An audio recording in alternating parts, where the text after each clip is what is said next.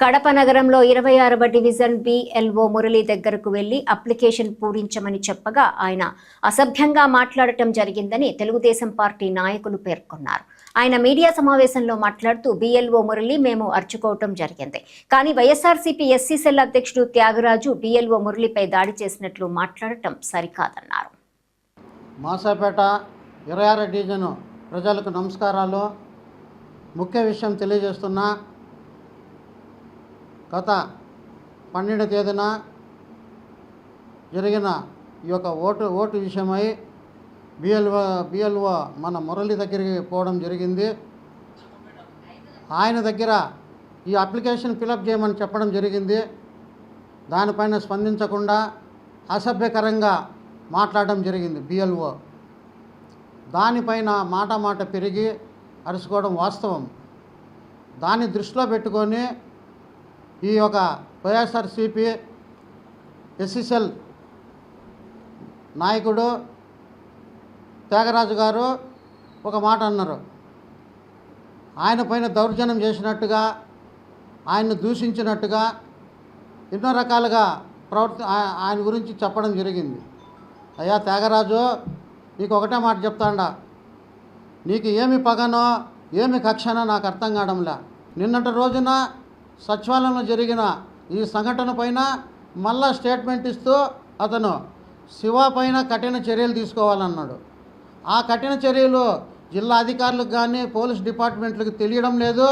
త్యాగరాజు, నీకేమన్నా ఆ చట్టాలు ఆ చర్యలు ఉంటే అధికారులకు సలహాలు ఇచ్చి ఆ చట్ట ప్రకారంగా కఠిన చర్యలు తీసుకునే దానికి నువ్వు సహకరించి మా పైన కఠిన చర్యలు తీసుకోవాలనేసి నీకు హెచ్చరిస్తాను.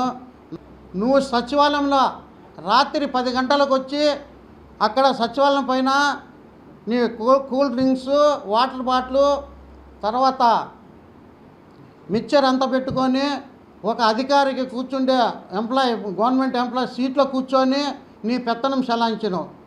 నీకు సిగ్గుందా లేదా? 5 ఏళ్లలో మీ ప్రభుత్వంలో సచివాలయంలో ఒక్క అడుగు కానీ పెట్టిన వాళ్ళం కాదు, మా ఫ్యామిలీ కానీ మేము కానీ. సిగ్గు లేకుండా మీరు వైసీపీలో సచివాలయం చుట్టూ తిరుగుతుంటారు. మీకు తొత్తులుగా మారిపోయినారు సచివాలయం సిబ్బంది. ఈ మురళి అనే వ్యక్తి మీకు తొత్తుగా మారిపోయి మా పైన కక్ష సాధింపులు చేస్తున్నారు. మిమ్మల్ని కొట్టినట్టుగానే ఆడ వీడియోలు ఉండే, కెమెరాలు ఉండే, అన్నీ ఉన్నాయి. ఒక ప్రూఫ్ చూపించకుండా కేవలం ఒక సాక్షి పేపర్లు వచ్చింది. ఆ సాక్షి పేపర్ ప్రకారము నన్ను, నా బిడ్డల్ని ఇద్దరిని, అంటే మాసాపేట శివాను, ప్రతాపుని, నన్ను ఒక కేసు కింద బుక్ చేసి 4 సెక్షన్లు పెట్టి చేసినారు. అయినా ఒకటి మేము భయపడేది లేదు. మీ ముఖ్యమంత్రి మాజీ ముఖ్యమంత్రి జగన్ రెడ్డి అప్పట్లో పులివెందలకు వస్తే నా కొడుకుని 3 రోజులు అరెస్ట్ చేసేవాళ్ళు. ఎక్కడ చిన్న మీటింగ్ జరిగినా నా కొడుకుని అరెస్ట్ చేసేవాళ్ళు, నన్ను అరెస్ట్ చేసేవాళ్ళు. ఏ చిన్న జరిగినా కానీ మమ్మల్ని అరెస్ట్ చేసి ఇంటికాడికి వచ్చి అర్ధరాత్రులు తీసుకుపోయి అరెస్టులు చేసింది మీ ప్రభుత్వంలో. అది మేమైనా దాన్ని లెక్క చేయలేదు, దాన్ని మేము పాటింపు కానీ చేయాల. ఏమవుతుందనే ఒక ఉద్దేశంతో ఒక ధైర్యంగా నిలబడినాము. ఈరోజు మీ ఇష్టానుసారంగా ఎన్నెన్నో మాట్లాడుతున్నారు. ఇంకొకడు పిల్లకాకి లాంటి ఒక పిల్లకాకి మాకంట తెలుగుదేశంలో బలం లేదంట.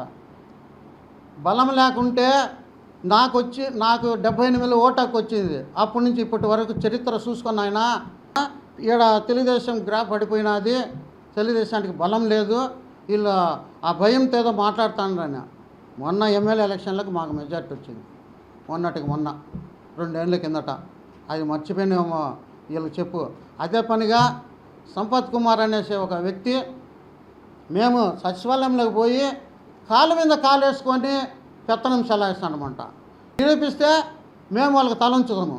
మేము సచివాలయంలో కాళ్ళ మీద కాలేసుకొని కూర్చున్న అవసరం లేదు. ఎదురుగా ప్రభుత్వ సిబ్బంది కూర్చుంటాండ్రు. మా సమస్యలపైన వచ్చి మాట్లాడినాం. ఈ ఓట్లపైన నమోదు చేసి ఎప్పటికప్పుడు అప్లికేషన్ అంతా చేసినాం. అంతేగాని ఈ యుద్ధమంటే కఠిన చర్యలు, శివ మీద కఠిన చర్యలు, ఆడ ఏమి లేకపోయినా కఠిన చర్యలు. ఆ కఠిన చర్యలు నువ్వే తీసుకో, నువ్వే శిక్షించనేసి త్యాగరాజుని హెచ్చరిస్తాడా.